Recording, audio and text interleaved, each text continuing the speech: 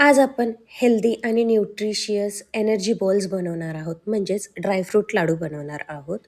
विंटर्समध्ये हे एनर्जीचं छान काम करतं. सकाळी एक लाडू खाल्ला की पुरेसा होतो. आपल्याला फारशी भूक लागत नाही मग सारखी-सारखी. तर नक्की बनवून बघा. व्हिडिओ शेवटपर्यंत नक्की बघा. सगळ्यात आधी इथे अर्धा किलो खजूर घेतलेला आहे. डेट्स, सॉफ्ट डेट्स आहेत हे. याच्यातल्या बिया आपल्याला काढून घ्यायच्या आहेत. असे सगळे आपल्याला खजूरमधल्या बिया काढून साईडला ठेवून देऊया. पुढे मी सांगणार आहे की याचं काय करायचं. आता सेम पद्धतीने पिस्ता घेतलेला आहे. पिस्ता मधले शेल्स बाजूला करून घ्यायचे. पिस्ता आपल्याला काढून घ्यायचा आहे आणि पिस्ता संपूर्ण काढल्यानंतर याला आपल्याला बारीक करून घ्यायचं आहे. आता बारीक तुम्ही मिक्सरमधून जाडसर करून घेऊ शकतात किंवा मग सुरीने अशा पद्धतीने करून घेऊ शकतात. जास्त वेळ नसेल तर फटाफट मिक्सरमधून जाडसर करा पण पल्स मोडवर.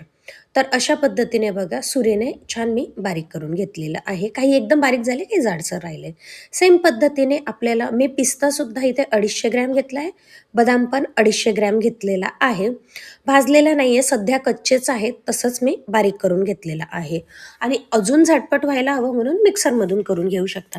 काजूसुद्धा इथे 250 ग्रॅम घेतलेले आहेत किंवा मग तुम्ही कुठली तरी एक वाटी सेट करून घेऊ शकता. त्या वाटीने काजू, बदाम, पिस्ता यांचं प्रमाण घेऊ शकता. आता याच्यामध्ये आपण ॲड करणार आहोत वॉलनट्स. वॉलनट्स इथे 200 ग्रॅम घेतलेले आहेत.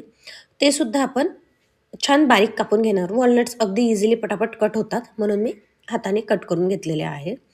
खोबरं घेतलेलं आहे ते सुद्धा अर्धा किलो आहे जवळपास. त्याला आपण असे बारीक तुकडे करून घेतलेत आणि मी मिक्सरला फिरवते आहे. पण तुम्ही एकदम बारीक किसणीने किंवा जाड किसणीने किसून घेऊ शकतात. किसलेलं खोबरं अजून चव देतं.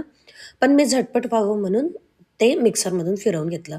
अंजीरसुद्धा इथे 250 ग्रॅम आहेत, जे आपल्याला मिक्सरला मी फिरवून घेतलेलं आहे. अंजीरसुद्धा ड्राय आहेत, भिजवलेले नाही आहेत, लक्षात घ्या. कारण की जास्त दिवस लाडू टिकवायचे आहेत. आता आपण हे केलेलं जे काही बारीक केलेलं मिश्रण आहे, ते इथपर्यंत प्रिपरेशन झालेलं आहे.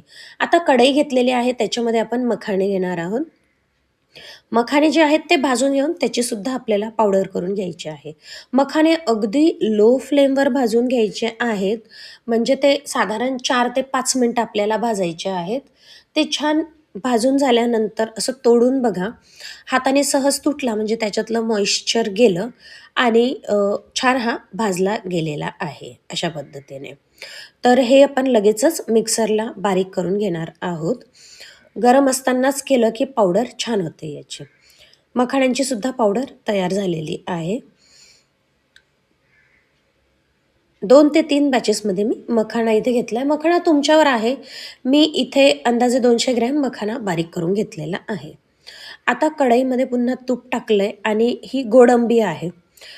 गोडंबीला काय म्हणतात आय डोंट नो, बट आम्ही गोडंबीच म्हणतो. आय थिंक हा काजूचा स्पार्ट आहे काहीतरी. तर इझिली हाताने तुटतो. गोडंबी हलकी भाजून घ्यायची, एकदम हलकं. 1 सेकंड 1 सेकंड नाही, 1 मिनिटापर्यंत आणि भाजून झाल्यानंतर जळू न देता अगदी लो फ्लेमवर त्याची पण आपल्याला पावडर करून घ्यायची आहे. गोडंबीची पावडरच करा, सुरीने नका कट करू. कारण की ते हलकं दाताखाली येऊ शकतं. तर बघा अशा पद्धतीने ड्रायफ्रुट्स आपले सगळे मी परातीत टाकून घेतलेलं आहे.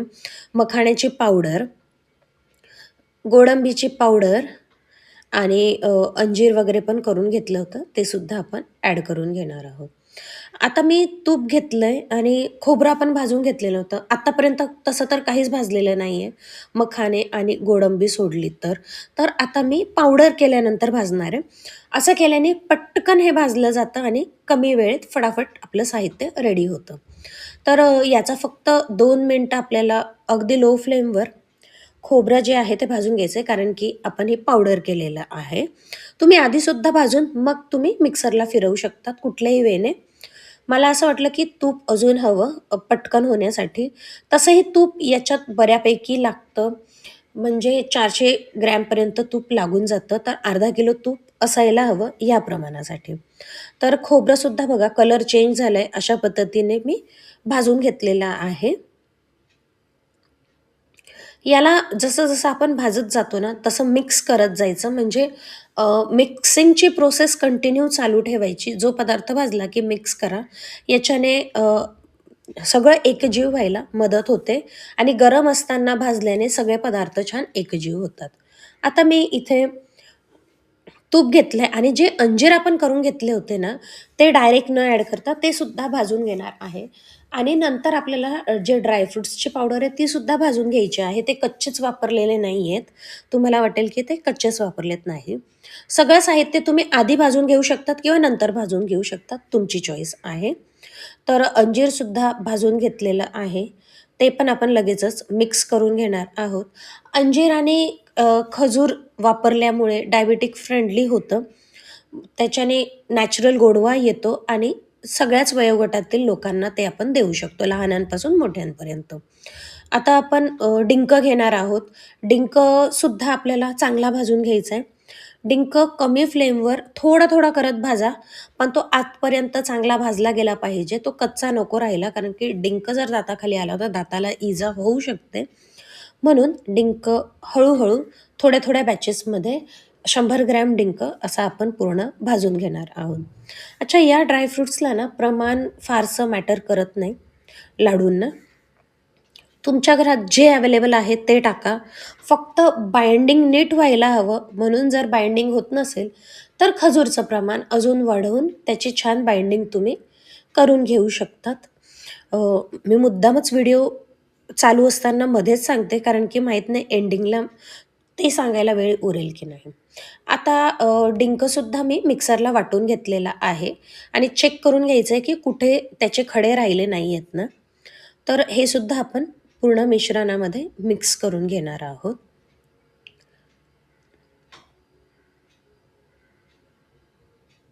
अशा पद्धतीने छान मिक्स करत आपण पुढचा पदार्थ छान भाजून घेणार आहोत, तो म्हणजे खजूर. खजूर आपण कच्ची घेतली होती बरोबर, पण मी ती काय केली मिक्सरला बारीक कापल्यानंतर एक तर एकदम बारीक-बारीक कापा, नाहीतर मग मिक्सरला फिरवून घ्या. मी 1 राउंड मिक्सरला फिरवलं, कारण की त्याच्याने माझा टाईम कमी होईल आणि खजूरसुद्धा पटकन नरम नरम तर आहेच ती, पण भाजली जाईल आणि एकजीव होईल, म्हणून तुपात मी खजूर अशी भाजून घेतलेली आहे. तुम्हाला जर ही रेसिपी आवडली असेल तर रीना होम किचनला सबस्क्राईब करा, नवीन असाल तर. ह्या व्हिडिओला लाईक करा, शेअर करा आणि कमेंट करा कसं वाटलं. नवनवीन व्हिडिओज मी तुमच्यापर्यंत आणण्याचा नक्कीच प्रयत्न करेल. तर खजूर आपण काढून घेतलेला आहे. एक्सेस तूप मी राहू दिलं आहे. आता आपण काय करूया, थोडं-थोडं जे काही ड्रायफ्रुट्सचं मिश्रण आहे ना, ते आपण कढईमध्ये टाकून घेणार आहोत आणि हलकं भाजून घ्यायचं आहे. जास्त नाही, 1-1 मिनिटासाठी असं आपल्याला भाजून घ्यायचं आहे. कारण की आपण काजू, बदाम, पिस्ता, वॉलनट हे कच्चेच घेतले होते. तर ते सुद्धा छान भाजले जातील आणि मिश्रण पुन्हा गरम होईल. म्हणून मग मी सुरुवातीला भाजून घेतले नाही, कारण की गरम मिश्रणात जेव्हा आपण खजूर मिक्स करू ना, तर पटापट असे लाडू वळले जातील. तर जसं-जसं तूप लागेल तसं-तसं तूप टाकून आपण हे मिश्रण भाजून घेणार आहोत. तर अशा पद्धतीने 3 ते 4 बॅचेसमध्ये मला हे ड्रायफ्रुट्सचं जे मिक्सचर आहे ते भाजून घ्यायचं आहे. याच्यामध्ये तसं आपण खोबरं, अंजीर भाजलेलं आहे, म्हणून फक्त ड्रायफ्रुट्स भाजण्यापुरतं 2 मिनिटं सफिशियंट होतात. पुन्हा तूप टाकायचं, पुन्हा दुसरी बॅच आपल्याला भाजून घ्यायची आहे. अशा सगळ्या बॅचेस आपल्याला करून घ्यायच्या आहेत. तुम्ही सुद्धा ड्रायफ्रुट्सचे लाडू अशा पद्धतीने करतात की तुम्ही नवीन आहात आणि पहिल्यांदाच करत आहात, ते सुद्धा नक्की सांगा. आणि तुम्ही माझ्या रेसिपीज फॉलो करता की नाही ते सुद्धा कमेंट करून नक्की सांगा. तर बघा, अशाच पद्धतीने सगळं आपल्याला मिश्रण छान भाजून घ्यायचं आहे.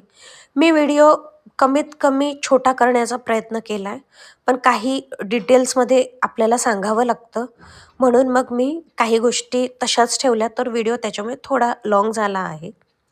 आता आपण हे जे खजूरचं मिश्रण आहे जे भाजून ठेवलं होतं, ते सुद्धा टाकून घेणार आहोत आणि याला एकतर तुम्ही फूड प्रोसेसर असेल ना, तर हे लाडू अगदी 15 मिनिटात होतात. मिक्सरमधून करायला जरा वेळ लागतो, तर हे फूड प्रोसेसरमधून किंवा मग मिक्सरमधून थोडं-थोडं करत करा, नाहीतर हाताने छान मिक्स करा. आता मी याच्यामध्ये बघू शकतात अर्धा वाटी एवढी साखर घातलेली आहे. फक्त थोडा गोडवा वाढावा म्हणून. पण जर डायबिटिक पेशंटला करत असाल तर टोटली स्किप करा किंवा तुम्हाला खूप कमी गोड हवं असेल तर साखर अजिबात ॲड करू नका. मला असं वाटलं की थोडं, कारण की आपण मखाणे वगैरे पण ॲड केलेले आहेत. सो त्याच्यामुळे मी थोडीशी साखर ॲड केली आणि हे खरंच खूप कमी गोड झाले होते आणि लाडू छान झाले होते. आता बघा अशा पद्धतीने सगळं मिक्स करून गरम असतानाच हे जरा जाडसर आहे म्हणून हाताने छान प्रेस करून घ्या. पण जर तुमचा लाडू बांधला जात नसेल, तर तुम्ही अजून डेट्स आहेत, खजूर आहेत ना, ते थोडेसे बारीक करून ते पुन्हा ॲड करा. गोडवा फारसा वाढणार नाही, त्याची काळजी करू नका. बाइंडिंग छान होईल आणि टेस्टसुद्धा इन्हॅन्स होईल, जर तुमचे बांधले जात नसतील तर. अशा पद्धतीने मी 15 ते 20 लाडू बांधून घेतलेले आहेत आणि बाकीचे लाडूसुद्धा मी बांधून घेणार आहे. आम्ही बांधून म्हणतो, तुम्ही करून घेऊन म्हणत असाल, की आम्ही करून घेतो. लाडू बांधला जातो बेसिकली 2 हातांमध्ये धरून, म्हणून त्याला आम्ही लाडू बांधणं असं म्हणतो. तर बघा जसं मी म्हटलं काही लाडू माझे तयार आहेत आणि काही मिश्रण आहे ते सुद्धा मी तयार करून घेते. भेटूया पुढच्या